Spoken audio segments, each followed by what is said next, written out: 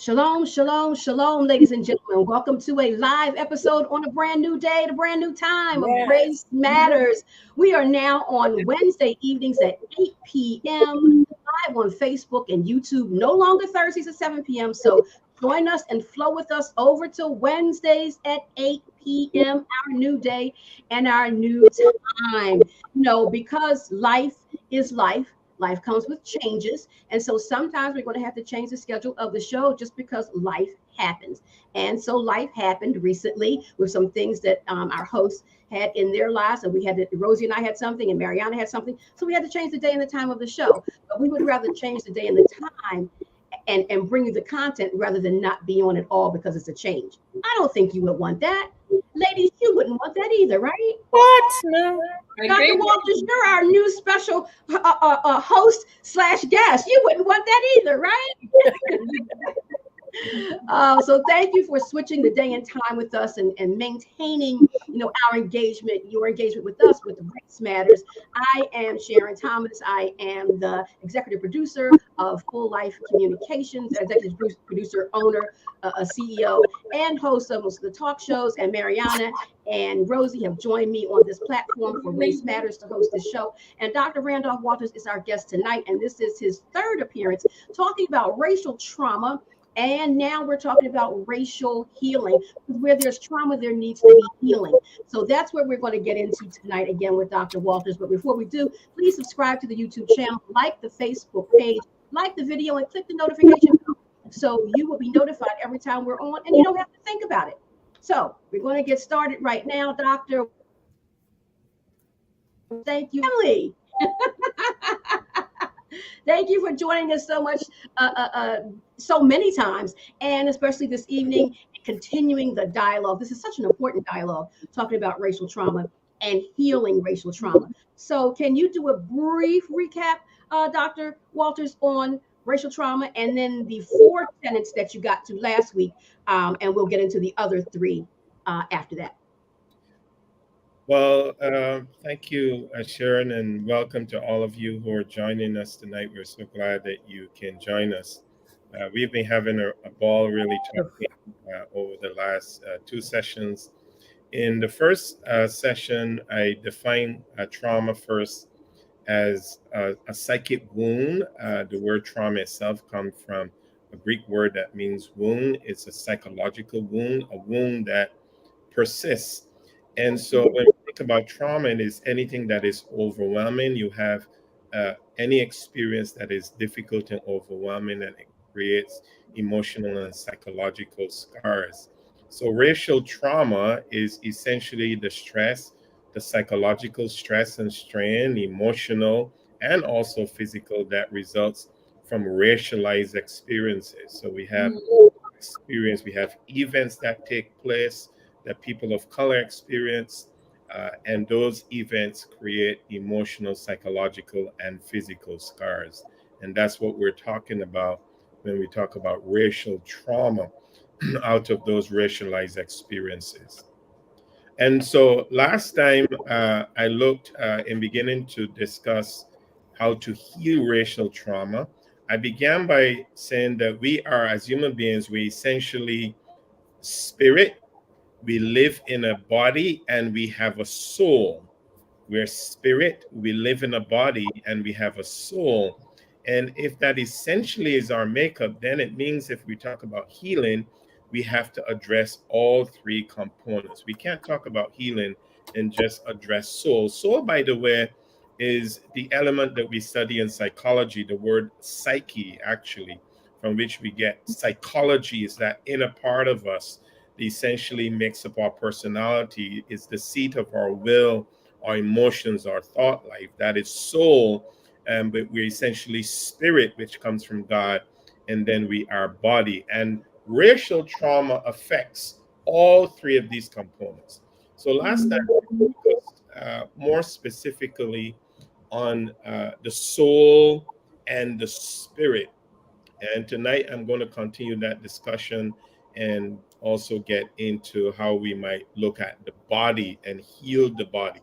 First thing I talked about was how to make sense of history, our own history and culture. And so if we're going to heal, we have to be able to look at our history and embrace our history. And I'm going to be talking a little later about the concept of Sankofa. And we have to embrace our history. There are important elements in our history as people of color, as Black people, that we use and embrace that helps us to heal. And then the second thing I talk about was the importance of telling your story. Storytelling is so important. And I mentioned the African proverb that says, until the lion has a voice, the story is told by the hunter. And Right. a lot of attacks on the story and the history of Black people, all of the attacks on the 1619 projects, the attacks on not teaching Black history in schools is an attempt to take away story. But each of us have a story. We have a story as people of color, but we have our individual story, our racial stories. And so there's power in storytelling. And I mentioned who, by the way, was the greatest storyteller. That was Jesus. Preach was not hooping, Right. all stories.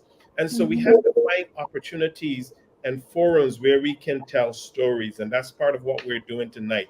So I focus on the importance of storytelling. And thirdly, I talk about the importance of validation, because racism does and racial trauma does is it invalidates us. So for example, when I say Black Lives Matter, and you say all lives matter, or white lives matter, or blue lives matter, you are invalidating the experiences of Black people. And so why do I have to say that Black lives matter? Because the way that I'm treated in terms of white supremacy and racism, I am not treated like I matter. And so there are lots of experiences. Racial trauma is incredibly invalidating. And we went into a number of illustrations, and we can talk more about that tonight. And so we have to find opportunities, ways to validate our experience. Storytelling is the first cousin of validation. And I talked about the danger of invalidating experiences. Invalidating experiences create tremendous mental health problems. Research has shown that individuals who have children who have invalidating experiences in childhood, that is often linked to the development of borderline personality disorder and other psychological maladies. And then finally, I talked about minding the mind, the power of the mind, and the importance of changing our mind. When I talked about minding the mind, I mean, pay attention to the mind, store the mind. Do not allow people to hijack your mind. I mentioned that racism and slavery hijacked our minds. It was an attempt to hijack our minds.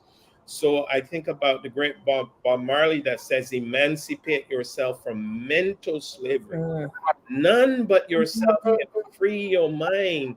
And I mentioned W.E. Du Bois, who talks about in his 1903 excellent book, Ethno Autobiography, talks about the importance, this double consciousness that Black folk have, this conflict that we have as a result of living in a society out of slavery and imperialism.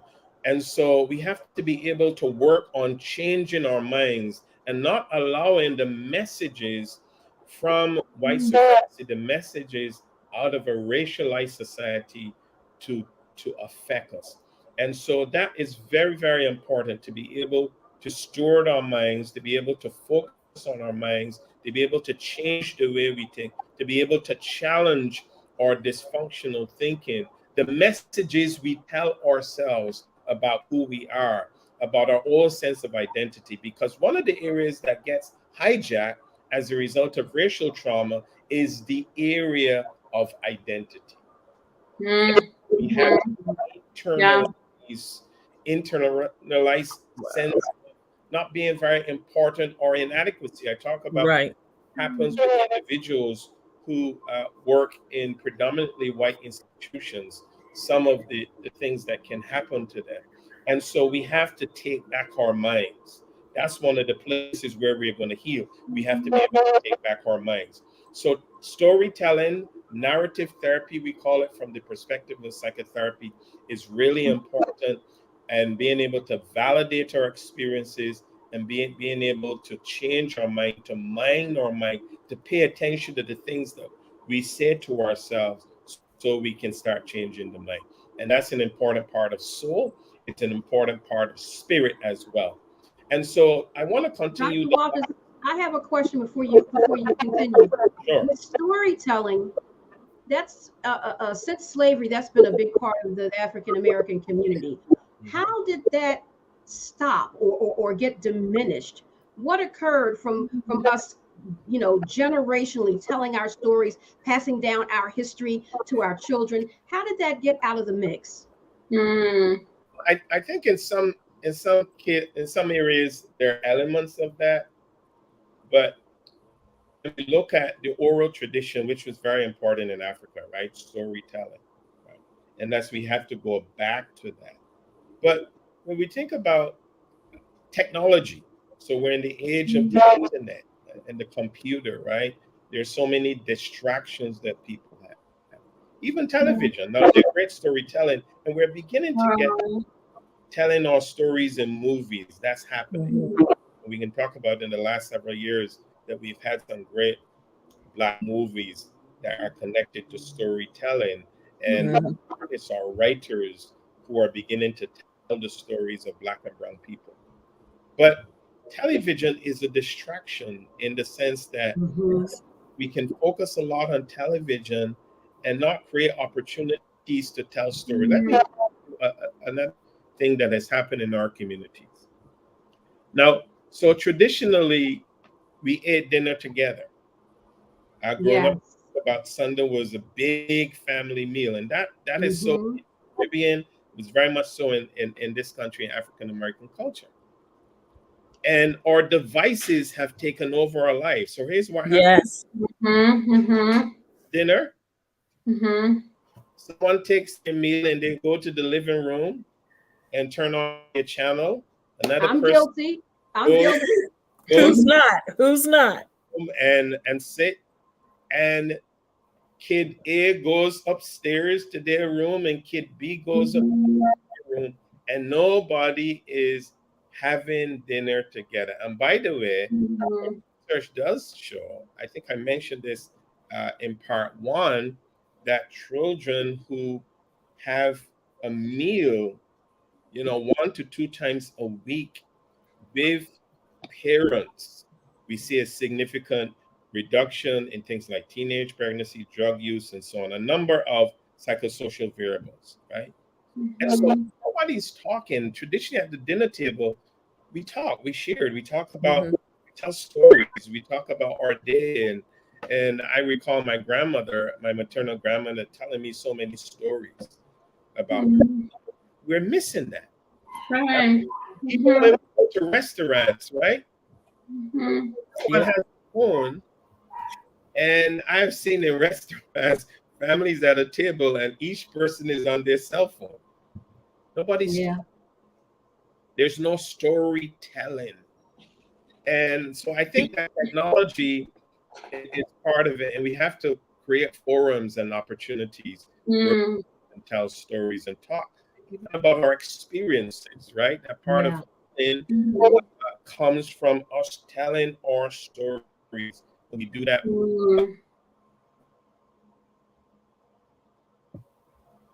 Oh, Dr. Walters is frozen. Yeah, so he was talking about stories and yes. And in that what he's saying is so true, because I think even like when our family eats together and stuff like that, like every time we're ordering together and we're eating together. May not be at a table, but we're still in the same room eating and talking and stuff.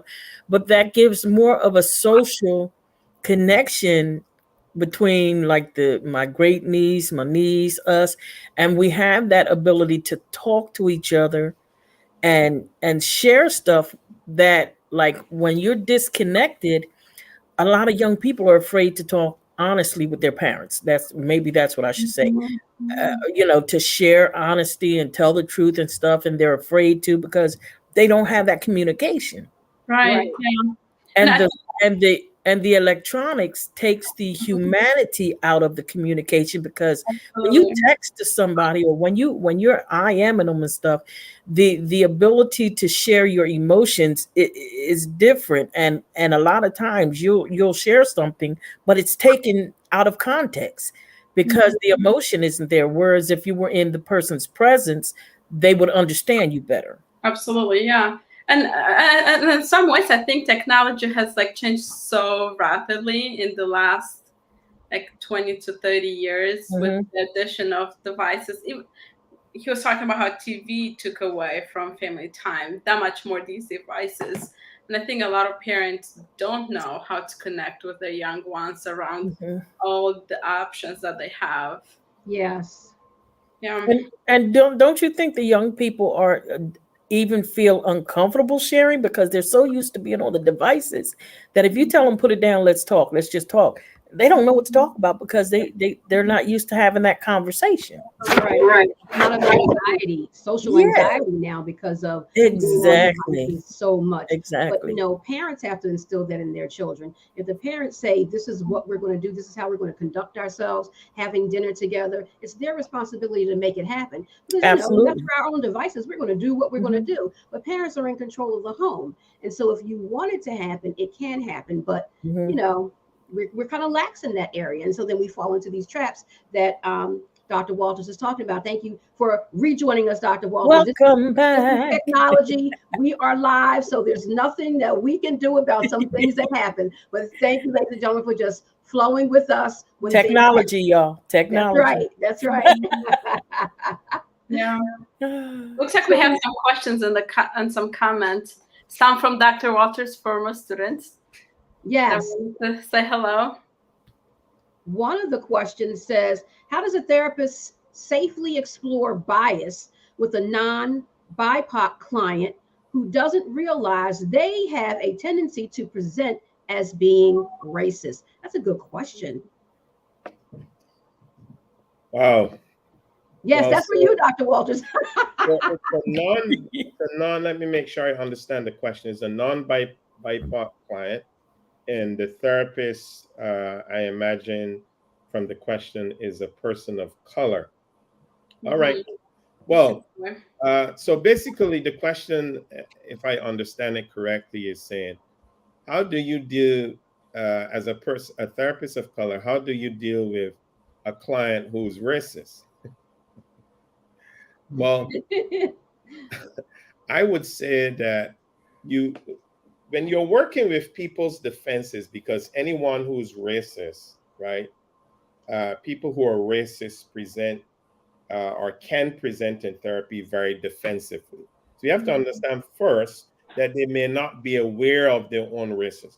So we have to do some work to bring about awareness, right? And if we look at all the ways that we are invalidated, sometimes people are not conscious about how they present in therapy to the therapist, and how they present in out there in the world. So, so when we're working with defenses, we don't directly go after defense. We do what we call empathize with a person's defense. So I would say that. And then secondly, we want to use what we call process comments. So for example, we might say, so James, earlier you mentioned, or I noticed that you, and I was wondering, and a good question, help me to understand why when you said, or help me to understand when you experience this, those kinds of questions that helps the person to go inside and to look at themselves. Yes. And when you make those comments, we call them process comments. You make an observation and you do this. You let the person sit with it. Okay. Mm-hmm. And if they're struggling, then you might need to go a little further. You may say, well, are you aware that this and that you said this? You may need to start making the connections for them in their stories. And then there's another intervention we use, confrontation. I like to call it care fronting. The Bible talks about speaking the truth in love. Yes. Sometimes we have to confront clients Love. with themselves. Mm-hmm. And so we can, and anyone who's racist, they're going to have, inconsistencies in their stories. So you might need to do some education, right? Sometimes you need to do that. Well, I want you to be aware that whenever you say that to a person of color, da da da da da da da, and you may also have to do what we call use of self, where you use your own self. So I noticed that when you said this, let me tell you how I experience it. I experience it as, or when you said this, I felt. So you're using yourself as the therapist, as a kind of mirror to tell them how you experience them in the moment. And those are some interventions that I would use, because if your client is non-BIPOC and they're racist, you certainly uh, you're responsible for caring for your client, and you don't go after your clients in a way. You have to be able to manage. One of the big things, you have to be able to manage your own countertransference, and your countertransference is whatever gets elicited in you, right? Thoughts and feelings, which is why it is so important as therapists that we deal with our own stuff. Like if we are not working on our own healing, if we are not doing storytelling, we don't have to manage our triggers. Right. So if a client presents as racist, we may go after them, and that is not caring for them, and that could damage the therapeutic relationship, the alliance that we have. We certainly want to help that client, all right? We don't want to harm them. So we have to manage. One of the big things with dealing with a racist client is managing your own countertransference. Absolutely. And how would you say that applies when the setting, Dr. Walters, is not therapy, but like it's a church environment or another setting? Like same principles. Same. Principles. They're not on your couch, but you give feedback. I noticed that you said, when you said, this is how I experience it. Similar. There's a different dynamic, but similar principles. Sometimes you have to call people out, right? So you might say, Marianne, you said that, and that's racist. Let me show you how. And you do it. Sometimes you have to do a little teaching. We talk about didactic moments in therapy. So a lot of the principles are the same, right?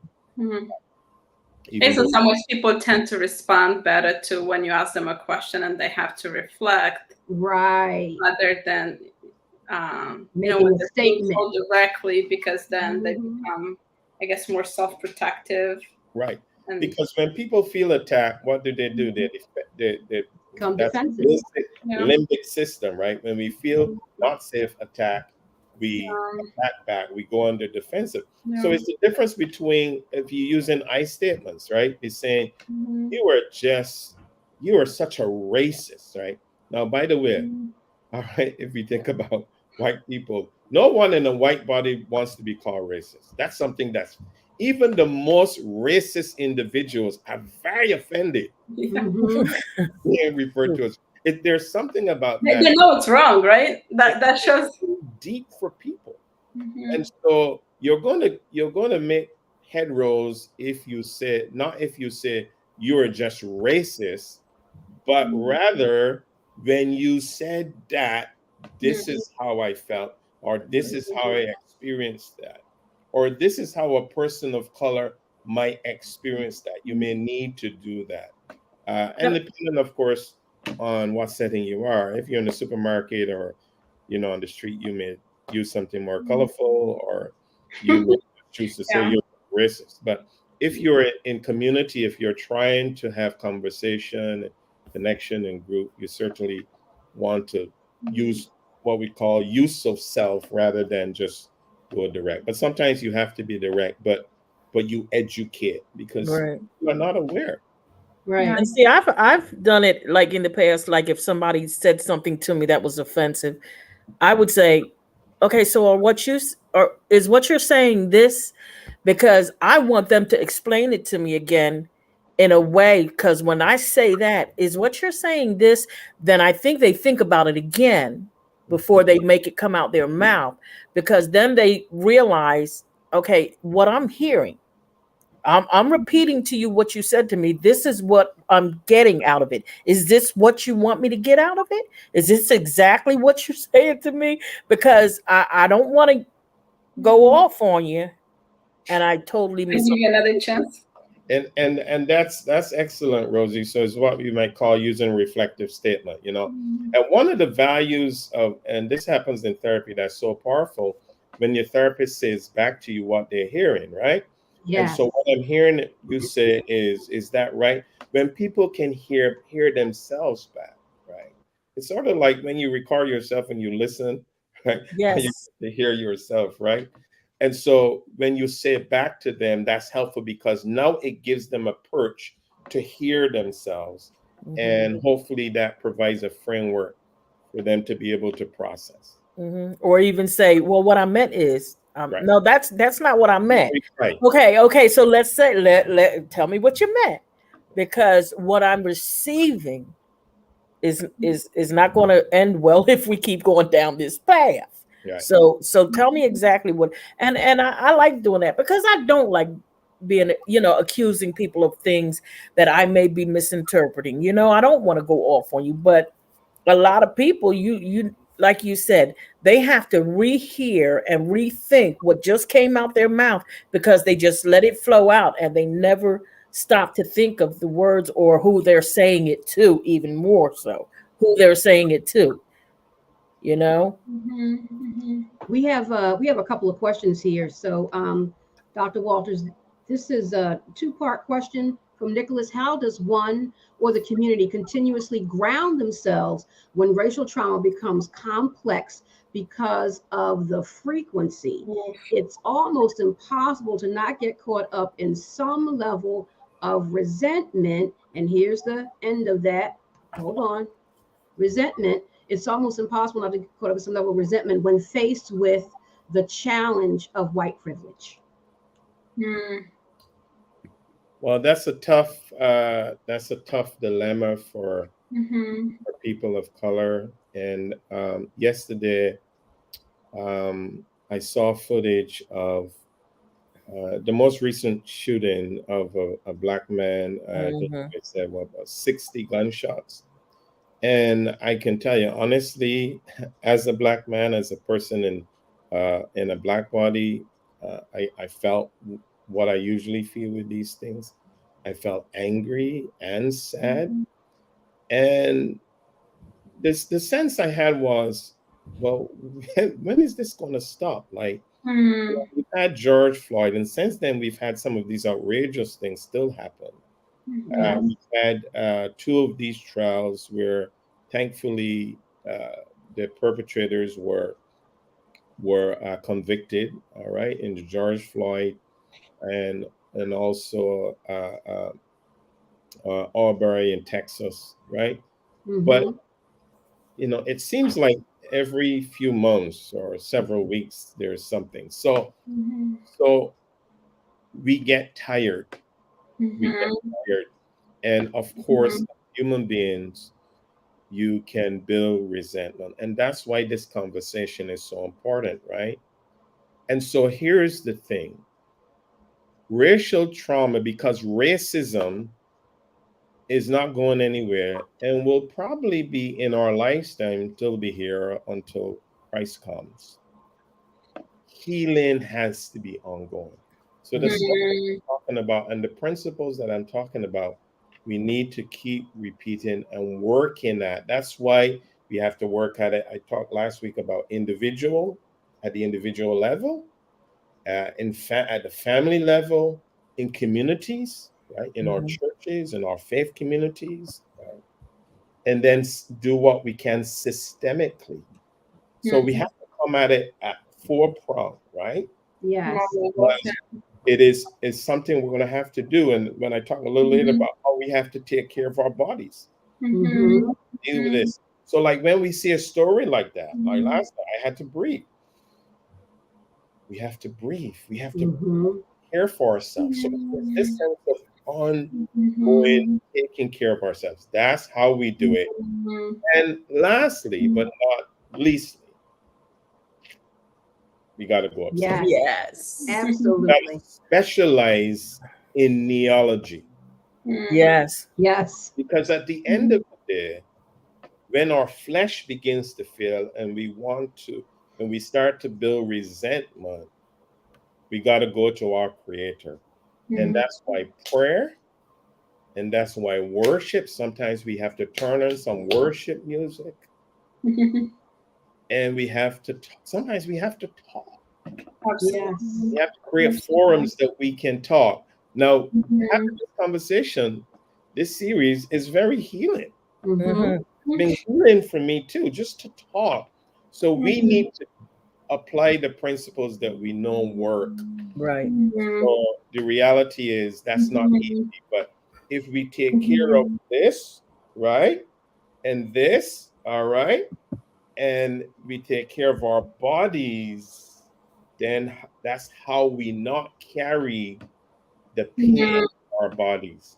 That's how we not carry what someone I'm going to talk about a little later talks about dirty pain. We don't carry dirty pain. Clean pain, right? But yeah, I understand. It's not easy, and it makes sense as a human being to be affected by all of that, right? And to even anger is a very justified emotion, Absolutely. especially when injustice like that happens. Yeah.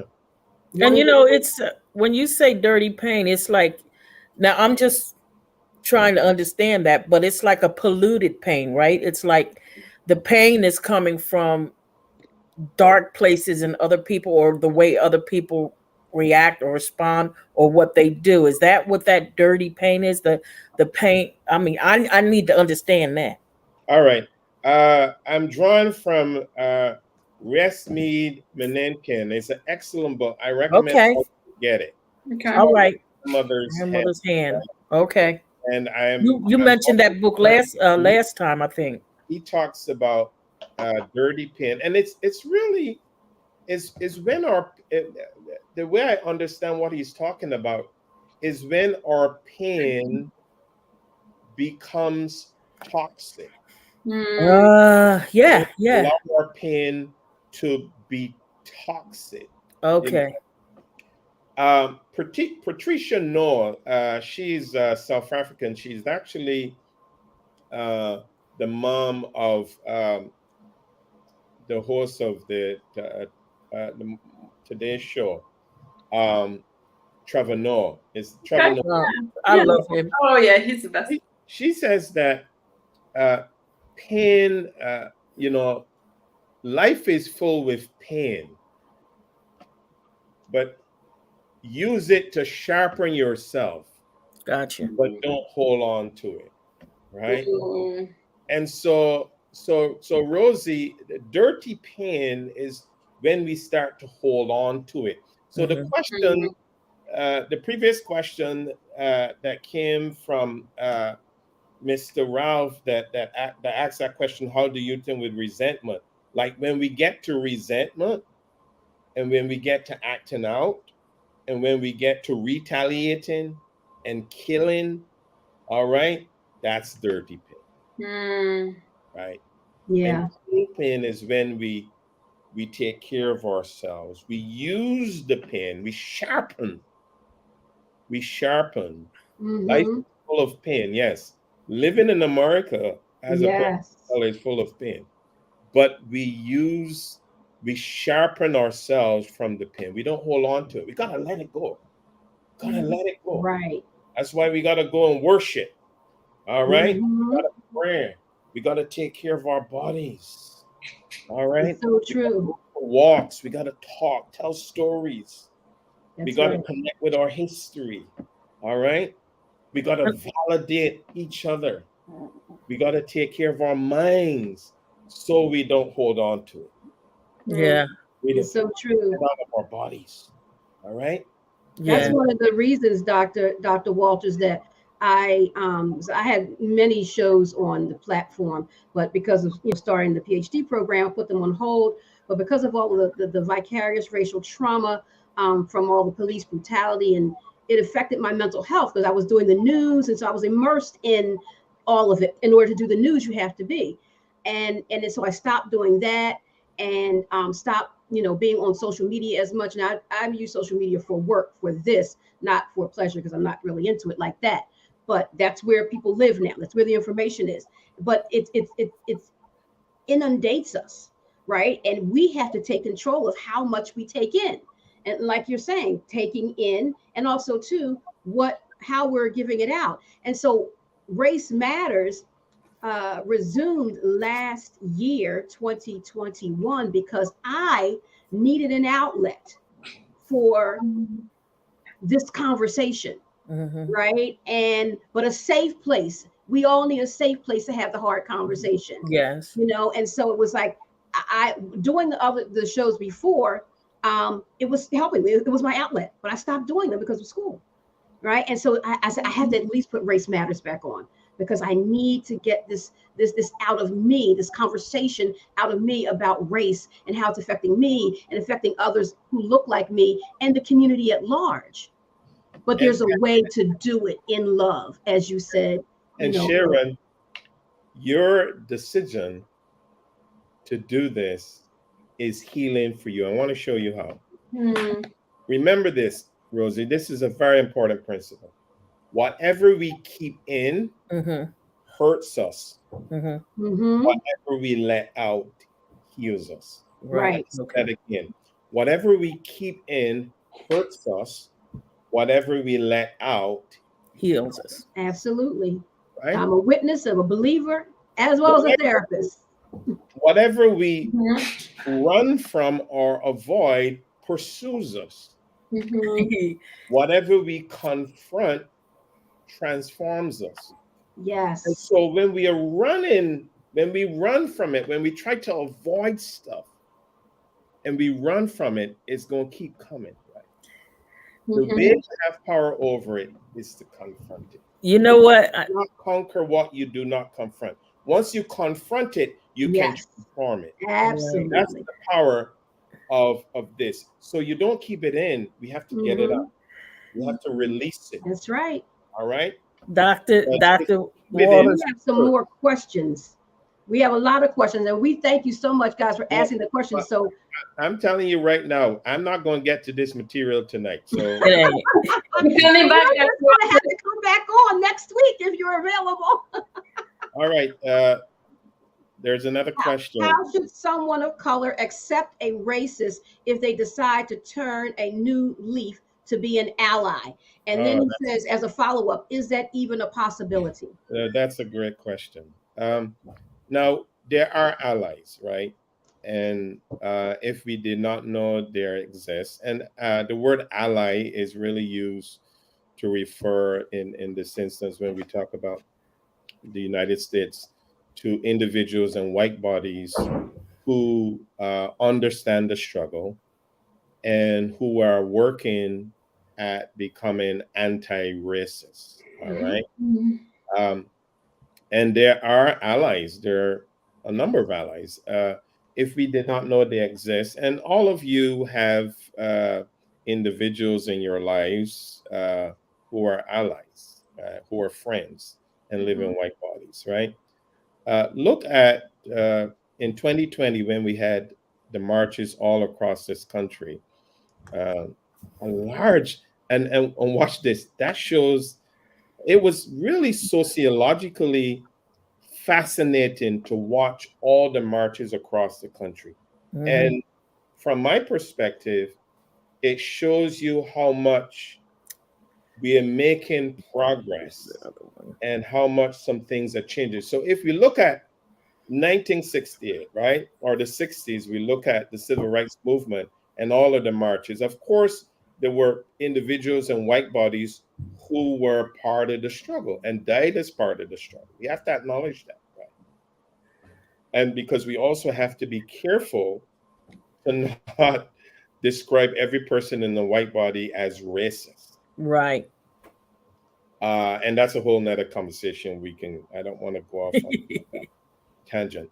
But if you look at the 1960s and you look at 2020, there were large numbers of individuals in white bodies who were marching. Yes.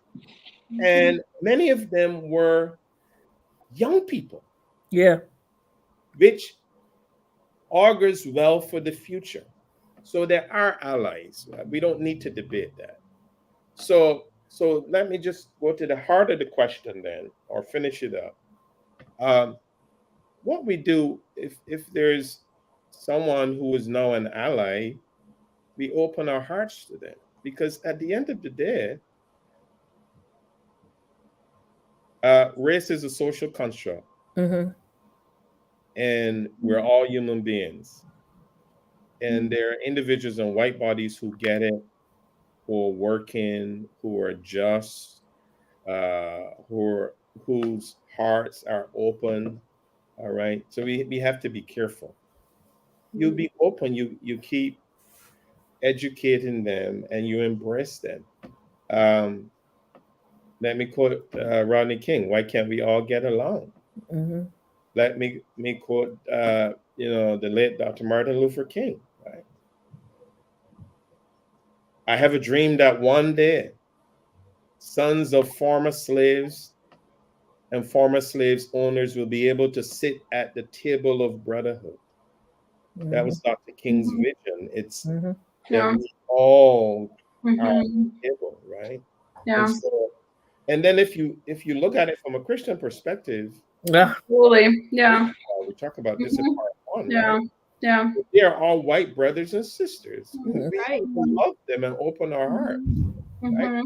So that's the way you respond. But this is hard work. Your heart have to be a certain way, because, and this goes back to your question, Rosie. If you have dirty pain, is where you carry the hate and the resentment, and you can't open your heart to a white brother or sister who's really working at being an ally. Are you with me? Yes. And to now I'm gonna get a little bit crazy on this part, but when you were saying it, now y'all know how I am, guys. I love y'all, y'all love me back. But it when you were saying it, it made me think of a cleansing. Like when you take cleansing in your body, and it's to detox your body, because there are unhealthy things might be in your colon or whatever that is trapped in there, and it has possibly been in there for years or whatever. But when you decide to detox and it flushes it out, sometimes you're like, I'm being honest though, but sometimes you're like, what the heck is that smell? But it's the detoxing that is flushing your system so that your body can work the way it was designed. Yes. A lot of our bodies aren't designed or aren't working to its design because it's too much toxicity in it. Absolutely. And until we decide to take an enema or take a colon cleanser or drink some whatever you have to drink, like a person that has to go to get a colonoscopy, you got to flush your system out before they can even do it. And the bottom line is you feel lighter. You feel more energetic, and that's because I have just detoxed all the negativity out of my system, and my body is responding the way it should. And that's what basically I'm getting from what you're saying is we have to take all of that negativity that's been poured into us, even from a child being called out of your name because they didn't like the way you look and stuff. And there is a point in your life where you have to realize I need to have a flushing of my spiritual and emotional being so that I can be the person that God has called me to be, because I can't be the fullness of who God has called me to be if I'm toxic, because what I'm going to do is share the toxicity more than the love of Christ. and it's And what you very walk, dangerous. what you walk around with is a lot of hurt, Yes, a lot of anger, and a lot of resentment. yes. That's dirty, right? Mm-hmm. So we have to take care of our minds. Mm-hmm. We have to take care of our soul, Mm-hmm. and and spirit. We have to take care of our bodies. And Yes. when we do that consistently, Mm-hmm. then it is easy to receive. Back to the last question, a white brother or sister. Yeah. Mm-hmm. So, Dr. Walters, here's another question from Tracy. What if you are ready to confront the issues, but you know that there could be repercussions, like in the workplace? Mm. Well, I'm not sure what the question means by confront the issues or repercussions in the workplace. Maybe I'm racial not issues? sure. I'm not sure if that means confront the issues of racism in the workplace or or not. But I'm assuming that's what it is. There could be repercussions. She said yes, that's what she means. All right. Race issues. All right. So we have to speak the truth, and part of taking care of our bodies is going to the place where we really embrace our deep sense of integrity and what is right. At some point, you have to address that. Now, in the workplace, there, in most workplaces, I imagine, or a lot of workplaces, there are mechanisms in the workplace to protect you, right? Mm-hmm. And so it's not like when you address things that it will mean that you're just going to be fired. Like you have to be strategic, and it depends on the Yeah. workplace and what the issues are and all of that. But no, you have to be willing to speak the truth, to stand on truth, all right? To know that God got your back, Yes. all right? And to use the mechanisms in the system that will protect you and that should protect you. And we always have recourse. Mm-hmm. Right? There are lots of attorneys in this country. We Yes. always have recourse, right? Yeah, But and keep notes. Workplace have mechanisms to protect you. Use the mechanisms, use the system. But I think it's going to be you're keeping the hurt and the trauma in your body longer if you don't address it. It stays in your body. It drives you crazy. It's not good for your soul. That's part of the cleansing. Mm-hmm. Absolutely. And then you end up snapping and getting fired when you when the situation should have been handled differently if you're not Yeah, but detoxing. you have to be strategic. Yes. Like I said, good workplaces have mechanisms to protect you, so on and so forth.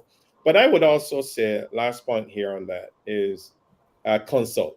So consult with someone who is an expert or has, that can give good counsel and wisdom. Even an attorney, if there are elements of that may have some legal pieces, so that you can have good advice about how best to address something. So be strategic. Don't just go and blurt out, but Right. strategic. Use wisdom in how you address it. But Absolutely. the overacting point I'm making is that if you see things happening and going on and you don't address it, there's just a lot of stuff that stays in our body and our minds, and we don't sleep well because we hold on to it. Yeah. So, Dr. Walters, I know we have a few minutes left, about 10 minutes left, unless, Rosie tells us otherwise, but, we got about 10 minutes left. So can you get into at least one of those other aspects of racial healing? You gave us the 4 from last time. Yeah, the fifth one I said is the power of psychotherapy, right? Yes. Psychotherapy. Now, here's the principle. Relationships heal. Relationships heal. Relationships are curative. And that's the way that God designs it, right? Now, a large percentage, if not, I don't know what's a real percentage. I could probably venture and say most, but a large percentage, if not most, of human suffering comes at the hand of people. So we have human suffering that comes from, natural disasters, hurricanes, earthquakes, tornadoes. Right. Okay. We have human suffering that comes from accidents. But then a lot of human suffering, a large percentage of human suffering comes from relationships, from people. So relationships are the cause, a lot of the cause of human suffering, but relationships are also the cure. Relationships are the cause and the cure. God is designing it this way. And so through a powerful relationship, we can heal. And that is what psychotherapy is. Counseling psychotherapy is that you can develop a relationship with a person who you can come to trust. And through the power of that relationship, you can heal. And so, what I'm suggesting and recommending is one of the ways that we can heal from racial trauma is to go to therapy, to find a good therapist. Two conditions. If you're a person of color and you want to go to therapy to process your racial experiences and trauma, find a therapist, one who is trauma informed. That is, that the person has a trauma lens, they're trained in trauma, and they think trauma. Not every therapist is trauma informed and trained. And secondly, that the person is culturally competent. All right. And so that is very important to find a therapist. That in therapy, you can find opportunities to really process your experiences as you build a relationship with someone, a relationship of trust, all right, and develop what we call corrective emotional experiences. Corrective Experience emotional experiences. that allow you to heal and to repair some of the relationships that you've had in the past. A therapist, find someone who's skilled, who knows what they're doing, right? Who are good at what they do. They've been doing it for a long time. All right. So psychotherapy, and then there's a type of psychotherapy we call EMDR. That's an acronym. It stands for eye movement desensitization. movement, desensitization, and R reprocessing. And not every therapist is trained in that. But in EMDR, what you're doing is it is one of the treatments for trauma that is what we call a tier 1 treatment, is so well supported by the research that there are many insurance companies will pay for EMDR. Let me just tell you in a very simple way, I can get really complex with this. I think what they've discovered, it was developed many years ago by a woman called Francine Shapiro. And what EMDR essentially does, or is able to do, I like to describe it as they have found a shorthand way to help the brain, to jumpstart the brain to heal itself. Because in our bodies, in our minds, our bodies are designed to heal itself. But EMDR, what we do in EMDR is we help people to process traumatic memories. So if, for example, so in part of your counseling and psychotherapy work, you may get to a point where you have painful experiences, trauma, racial trauma. and those memories need to be healed. Someone who's trained in EMDR can help you to do that. And what we essentially doing is a process, and there's a lot of work, foundational work you do first, but you're really I call it taking the person back to the scene of the crime.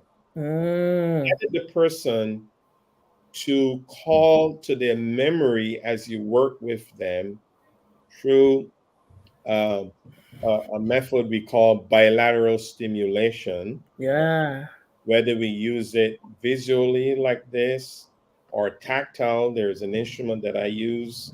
But the goal is to stimulate both sides of the brain as the person reprocesses the memory, and as they go back and call that memory up, and you process as you stimulate both sides of the brain, the right and left hemisphere, they can actually heal those memories. So that essentially what happens is when you think of the event, it feels very distant. It's almost like it's a blur, and it doesn't have the same impact on you as it did. It's very powerful. And I'm doing just a very quick simplified, not so simple, but quick explanation. It would take me more time to go into it. But EMDR is and you could Google it and research it and read it. Actually on YouTube there are a lot of great videos, but it's very well researched. I vouch for it. I've had some training in it. I use it from time to time in therapy. Joan 1 training, all trainers, we were each other's guinea pigs. So I used a memory I had, and I'm telling you, even with a fellow participant who was learning how to do it, and we were practicing on each other, man, I had some incredible experience about this thing that I shared. That after that, something changed in my brain for real. And so when we talk about psychotherapy, that's one type of treatment and the research has shown that people get better faster in a few sessions. Wow. They get better in terms of healing painful memories, right? And so Dr. Walters, a question: if someone seeks out an EMDR therapist who specializes in that, do they have to also be in conjunction with another psychotherapist, or that therapist does the therapy? That's a great question. So if you find someone who's trained in EMDR, they could be your therapist, but they're also trained in EMDR, so they do the whole work. Okay. If the person is not trained, sometimes a therapist will refer the client to an EMDR trained therapist to do that part of the work, but they still have their therapist. That person is not doing all the therapy. In the same way we may refer to a specialist, a PCP, I refer to a specialist to have a consultation, a cardiologist, some work on the heart or something like that. Okay. So yes, they'll still have their therapist. This is just a specialist who's going to do some specific work. And then in other cases, you might have a therapist who's trained in the EMDR. So when they're ready, they do that work with you. Good question. All right. Awesome. Well, Dr. Walters, time goes by so quickly. I know, so you're going to just have to come back. It's Rosie's fault. You might be stuck with us, bro. You might be stuck with us. You're gonna have to spend the rest of the summer with us. Because I still want to hit up on that mind, the mining the mind, or I don't know if you said mining the mind or minding the mind. Minding. Well, because the reason I put them both down, because even though I wrote down minding the mind, it made me think of also mining the mind, where miners have to go in a coal mine and they have to dig out stuff to get to another point. That's So what we need to Dr. Waters, we mining the mind right now. We digging stuff out so That's we can right. clarify and Go, get some Rosie. clarities in some areas because there's too much convolution. So we mining the mind right now. I love I'm it, going to Rosie. bed. I'm tired. Shoot. Oh, great. Your metaphors are the best, Rosie. I know, right? They are. You come up with some real nuggets. That's beautiful. I'm So, telling you. I was we are like going to have to- mining the mind. Whoa. I mean, I wrote minding, Right. but under it, I put mining. Yes, I said, woo. So we're going to have to close out now, Call it a night. unfortunately. And so that just means, again, Dr. Walters will have to come back because he hasn't finished telling us how to heal from racial trauma. So you are welcome to spend the summer with us, Dr. Walters, if you want to, because we're going to be talking about PWIs and HBCUs and why we have HBCUs and the need for them, as well as interracial dating and these, and where that is in our country, and a whole lot of topics this summer regarding, race matters. So, and he didn't finish what he had to share with us today. That's right. So we got you, right? Yeah. All you did was cut open the wrapper, bro. It's a lot of stuff in that bag. So, a lot of stuff in that bag. We got to dig out of there, bro. Ladies and gentlemen, you're going to have to stay tuned for when Dr. Walters lets us know he's going to be back on for part 3 of this healing racial trauma. So stay tuned to our Facebook page, our Instagram page, as well as YouTube channel on Full Life Communications. When he gives us the next date, you'll be informed. So click the notification bell. You'll be informed when we're on. You won't even have to think about it. For this show and other shows, we are on Monday through Thursday evenings with different shows. As well as like the video. If you like the show tonight, like the video, subscribe to the YouTube channel, and like the Facebook page. We so loved your questions. They were so engaging and allowed us to get out a lot of information to be informative. That's what this show is about. A safe place to have the hard conversation and the hard questions. You guys ask great questions that I know those are questions that many people want to ask, but it's difficult because these are sensitive issues. Right. And so sometimes we just don't know how to do it because we don't know how we're going to be perceived. Or is that the right thing to ask? Is it the wrong? So nothing is the wrong thing to ask on this platform. It's how you do what you do, not what you do. It's how you say what you say, not what you say. And so we're going to share all of the information that we have in education and experience in love. That is the root of everything. We do it in love. That's why it's a safe place. Yes. So thank you for joining us this evening. Thank you, guys. We love you. We love you. We love you. Yes. Rosie and Mariana, thank you for being such wonderful co-hosts and agreeing to do the show with me. Thank you. Join us next Wednesday at our new day, new time, Wednesdays at 8 p.m. for Race Matters. Join me tomorrow for Life with Sharon, talking about the faith walk, the Christian faith walk. And how do you do it? What are some practical ways that we can walk out our faith as Christians? So join me tomorrow night, same channel, 9 p.m.